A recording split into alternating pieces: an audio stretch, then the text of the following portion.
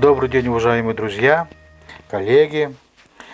Еще одна наша встреча в режиме онлайн. Работая в музее, мы изучаем предметы, которые находятся в музейном фонде.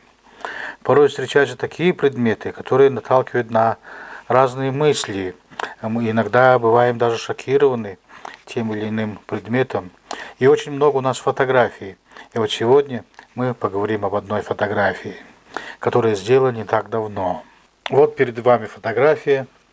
Видно, что это животноводческая стоянка. Здесь кто-то когда-то жил. Наверное, во времена Советского Союза. Здесь жили животноводы. И видно, что со времен развала СССР, когда уже распустили колхозы, здесь никто не жил. И на переднем плане видим коновязь.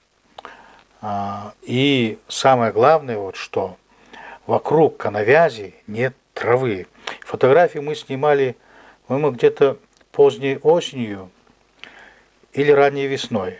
С 90-х годов до сегодняшнего времени, значит, проходит почти 30 лет. И за эти 30 лет вокруг коновязи трава так и не выросла. Значит, приходим к выводу, что лошадиные копыта беспощадно уничтожают гумусный слой почвы. Так, ну и, конечно, сыграла, наверное, немаловажную роль и лошадиная моча. Вот. И видим, что коновязь очень старая, поношенная, изношенная. Вот.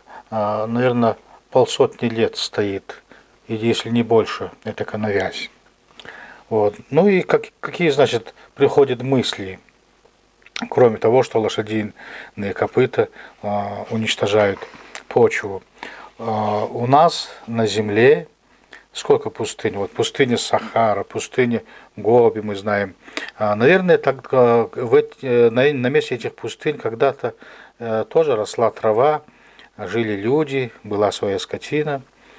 Но мы теряем, наверное, чувство меры. Свойственно это человеку. Когда теряем чувство меры, количество поголовья скотины растет до ужасных размеров, значит. И копыта лошадиные, ну и другой скотины беспощадно уничтожает почву.